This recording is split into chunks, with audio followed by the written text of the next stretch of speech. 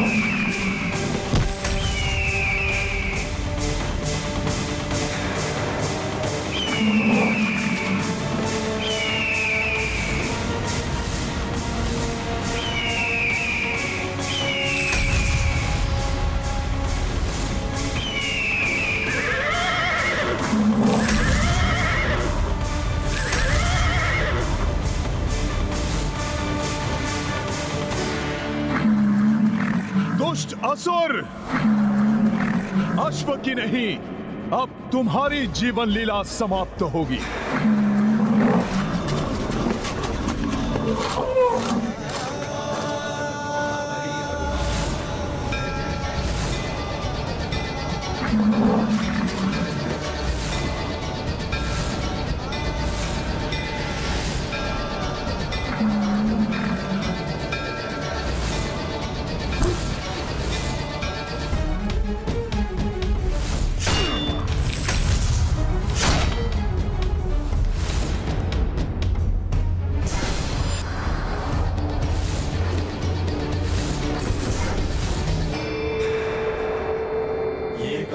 महाबली हनुमत की रुचिकर लीला राम भगत की। जय जय जय रघुनंदन राम, जय जय जय महाबली हनुमान। पंच रूप पवन सुत धारे, पांचहु दानव क्षण में संहारे। जब सहाय बलि हनुमाना, राम काज में को व्यवधाना। ये गाथा महाबली हनुमत की रुचिकर लीला राम भगत की। जय जय जय रघुनंदन राम, जय जय जय महाबली हनुमान। जय जय जय रघुनंदन राम, जय जय जय महाबली हनुमान।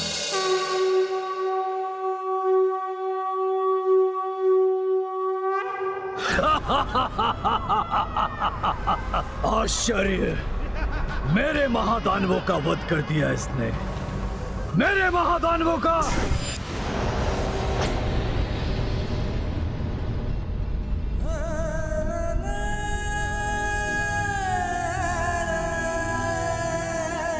प्रभु श्री राम के अनन्य भक्त हनुमान, हमसे बड़ी भूल हुई है, हमें क्षमा कर दीजिए। इससे पूर्व कि कोई और अनिष्ट घट जाए या हमारी बुद्धि को कोई फिर से प्रभावित करे, आप श्री राम के कार्य हेतु इस अश्व को ले जाइए हनुमान जी। इसमें आप दोनों का कोई दोष नहीं है, ये सब राक्षस निकुंभ ने किया है। संसार में अधर्म का विनाश करने के लिए अपनी माया से वो सबके विचारों को दूषित करने का प्रयास कर रहा है। सत्य है हनुमान जी, आपने हम दोनों भ्राताओं को अधर्म करने से बचा लिया। उस आसुरी शक्ति से हमारी रक्षा करने के लिए आपको शत शत नमन हनुमान जी। मेरी तो इच्छा है कि मैं जगत के सभी मनुष्यों को ऐसी आसुरी शक्तियों से रक्षित कर सकूं।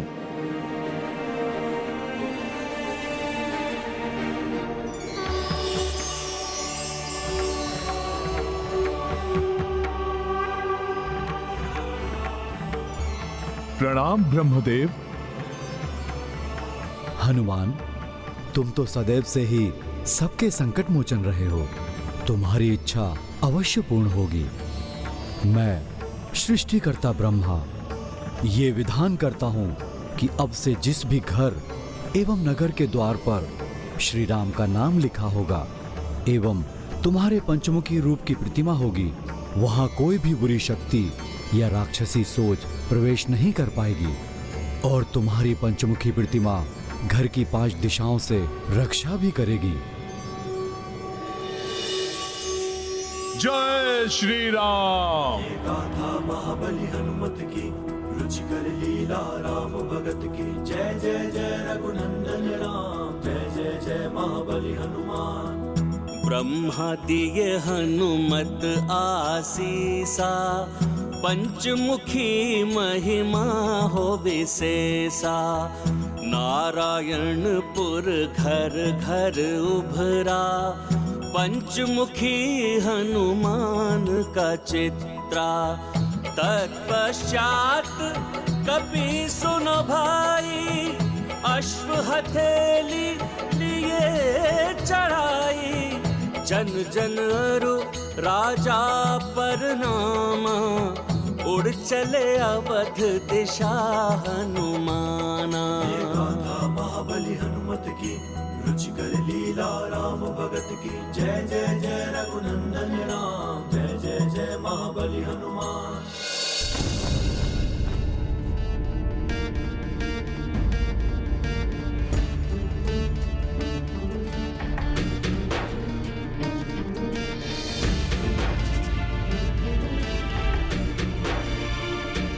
उषा काल की लालिमा छा चुकी है क्षितिज पर। अब किसी भी क्षण सूर्यदेव की प्रथम रश्मि यहाँ की धरा को स्पर्श कर सकती है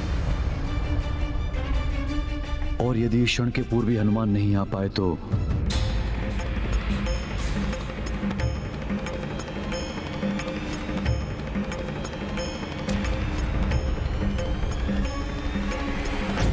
प्रणाम ऋषि श्रेष्ठ अगस्त्य। कल्याण हो। प्रणाम प्रभु। प्रणाम माता। माता, कहीं मुझे आने में विलंब तो नहीं हुआ ना? पुत्र हनुमान, तुम्हारे होते हुए प्रभु के कार्य में विलंब कैसे हो सकता है? माता, ये कार्य भी मैं प्रभु के प्रताप से ही पूर्ण कर पाया। अब प्रभु के अश्वमेध यज्ञ के संपन्न होते ही चहुं ओर धर्ममय, सुखमय राम राज्य की स्थापना हो जाएगी। माता, और तब राक्षसी सोच को विस्तारित होने का अवसर ही नहीं मिलेगा। हनुमान, यदि तुम चाहते हो कि सुख में राम राज्य स्थापित हो जाए तो जब तक अश्व पूजा होती है तब तक तुम्हें जाकर एक और महत्वपूर्ण कार्य करना होगा। ऋषि श्रेष्ठ, आप आदेश दीजिए। तो सर्वप्रथम तुम ये बताओ कि अश्वमेध यज्ञ के विषय में तुम्हें कितना ज्ञान है एवं यज्ञ के अश्व का क्या महत्व है। हाँ हनुमान, अंततः इस यज्ञ का लक्ष्य ये है कि समस्त राजा श्री राम की अधीनता बिना युद्ध के ही स्वीकार कर लें एवं राम राज्य में सम्मिलित हो जाएं। और यह तभी संभव हो सकता है हनुमान, जब स्वयं च्यवन ऋषि इस यज्ञ में भाग लें,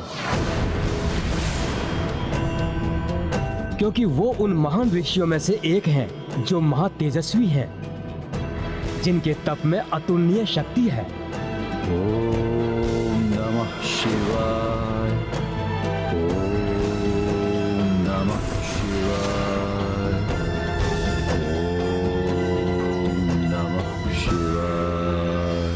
च्यवन ऋषि के तपोबल से बड़े बड़े महाबली राजा भी थरथर कांपते हैं। उन्होंने अपने तप के प्रताप से इंद्रदेव को भी बंदी बना लिया था। आसुरी शक्ति एवं निशाचरी सोच वाले तो इनसे कोसों दूर ही रहते हैं। इस प्रकार श्री राम एवं तुम्हारे नाम के साथ ऋषि च्यवन का नाम मात्र जुड़ जाने से ही उनके तप का सम्मान करते हुए अनेकों भूपाल अश्व को नहीं रोकेंगे और बिना युद्ध किए ही प्रभु श्री राम के राज्य को स्वीकार कर लेंगे।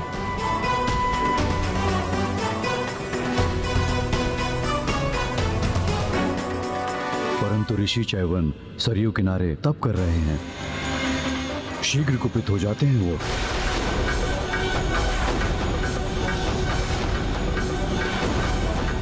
छोटी सी बात पर कठोर से कठोर श्राप दे सकते हैं।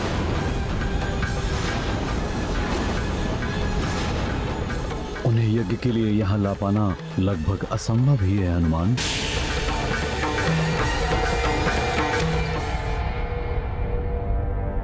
गुरुवर, प्रभु का कार्य है, प्रयास तो करना ही होगा मुझे। किंतु किसी कारण से रुष्ट होकर उन्होंने पुत्र हनुमान को श्राप दे दिया तो?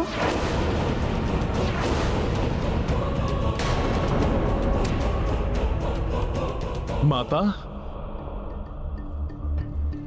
आप चिंता मत कीजिए, मैं ऐसा नहीं होने दूंगा। यदि माता ऐसा कुछ हुआ तो भी मैं प्रभु का नाम लेकर उनके श्राप को भी आशीर्वाद समझकर मैं ग्रहण कर लूंगा।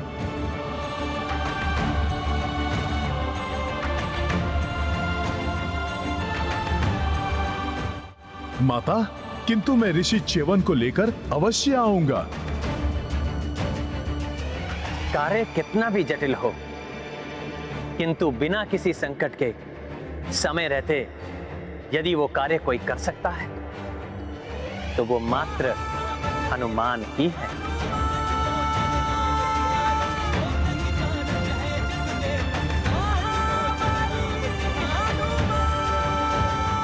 प्रभु, मुझ पर आपका ये विश्वास ही मेरी शक्ति है। अब इस कार्य को सफल होने से कोई नहीं रोक सकता। वानर वानर वानर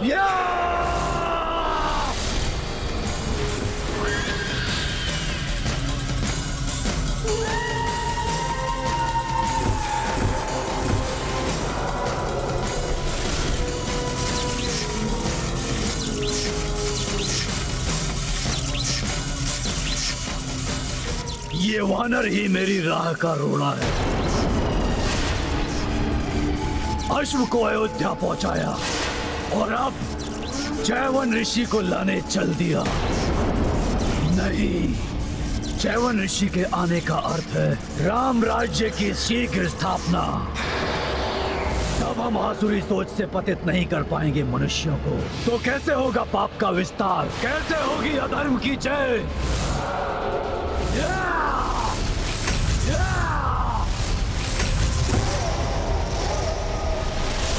यज्ञ को किसी भी मूल्य पर सफल नहीं होने दूंगा मैं। विघ्न डालना होगा, विघ्न।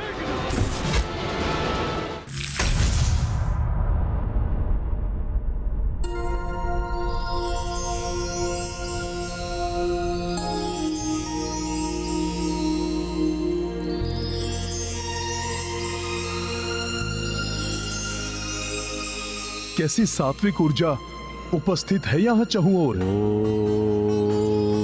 नमः शिवाय। सत्य ही कहा था ऋषिवर अगस्त्य ने। तप के तेज से यहाँ का संपूर्ण वातावरण शुद्ध, पवित्र एवं दिव्य बना हुआ है। ओम नमः शिवाय। च्यवन ऋषि भी आसपास ही कहीं होंगे।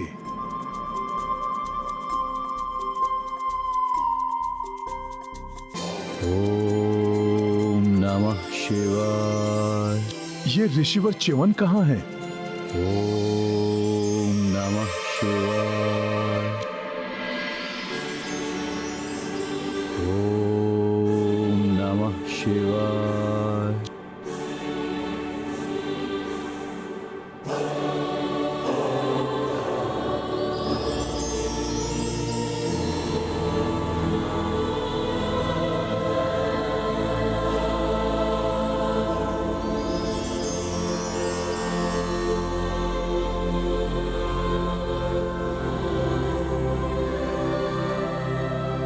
का ऐसा अद्भुत एवं विचित्र तेज, ऋषिवर च्यवन भी इतने युवा, आश्चर्य है।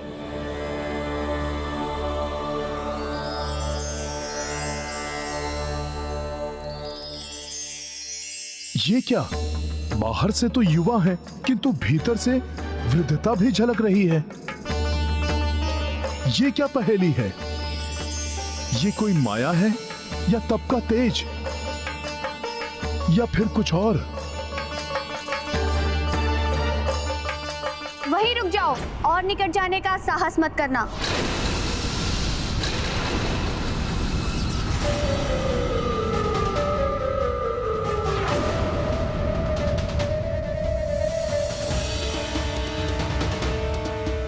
अब तृण भर भी आगे बढ़े तो तुम्हें ऋषिवर के प्रलयकारी कोप का भागी बनना पड़ेगा। कौन हो तुम? प्रणाम माता, मैं प्रभु श्री राम का सेवक हनुमान हूं।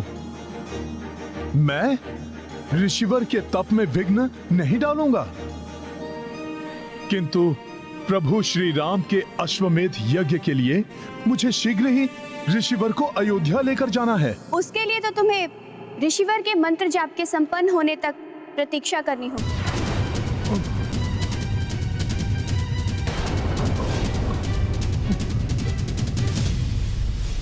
परंतु माता, प्रतीक्षा करूंगा तो अश्वमेध यज्ञ का मुहूर्त ही निकल जाएगा। हनुमान, प्रतीक्षा करने के अतिरिक्त तुम्हारे पास अन्य कोई विकल्प नहीं है।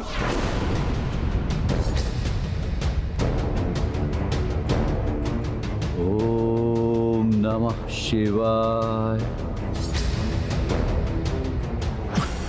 माता, कोई तो विकल्प होगा जिससे ऋषिवर कुपित भी ना हो और ध्यान से जागृत भी हो जाएं। नहीं, अपितु किसी ने उनका ध्यान भंग किया तो उसे कठोर दंड देते हैं ऋषिवर। मैं भी दंड भोग रही हूँ। एक भूल के कारण जीवन भर के लिए इनकी दासी बनना पड़ा मुझे। माता, जीवन भर के लिए दासी? ऐसा क्या हो गया था आपसे? ये एक लंबी कथा है, सुनना चाहोगे? हाँ माता, किंतु नहीं नहीं माता, समय बहुत अल्प शेष है। आज मैं कथा के लिए क्षमा चाहता हूँ। माता, अभी तो मुझे ऋषिवर को ध्यान से जागृत करने के लिए कोई उपाय ढूंढना होगा।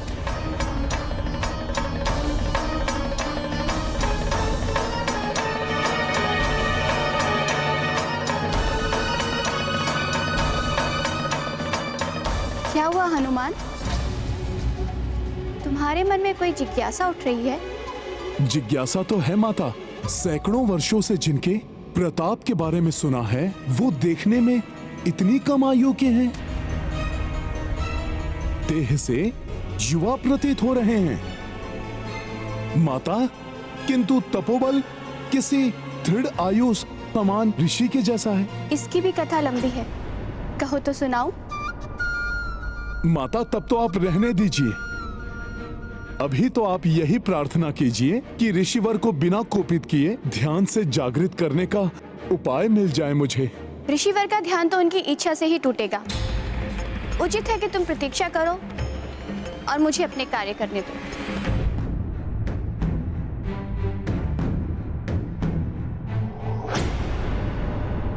ये तो बड़ी ही दुविधा उत्पन्न हो गई। प्रतीक्षा करूंगा तो मुहूर्त निकल जाएगा, और यदि ऋषिवर का तप भंग हुआ तो अनिष्ट हो जाएगा।